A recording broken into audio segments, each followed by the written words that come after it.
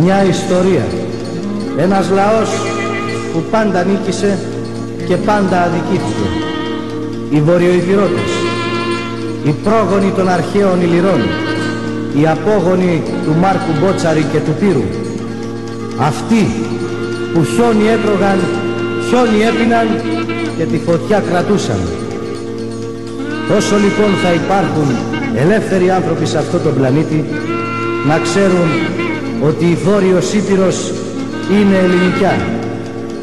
Κι αν κάποιοι το ξέχασαν, να μάθουν ότι θα μας βρουν στην ίδια θέση που βρήκαν τους πατεράδες μας ένα πρωινό της 28ης Οκτωβρίου 1940. Η Βόρειος Ήπειρος ήταν, είναι και θα μείνει ελληνικιά για μας και τα παιδιά μας.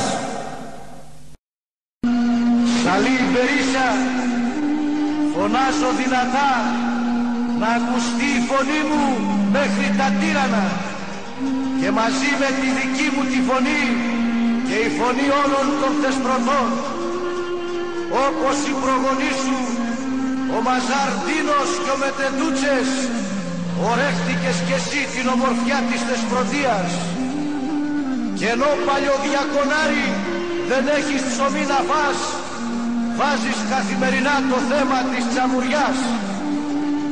Ανώφελο για σένα, γιατί στο κατηφορισμά σου αντικρίσεις τα κλονάρια του Μάρκο Μπότσαρη και του Λάμπρο Τζαβέλα, τα παιδιά του Σπυρομίλιου, του Λία Κάτσου, του Βασίλη Κολοβού και του Κρανιά.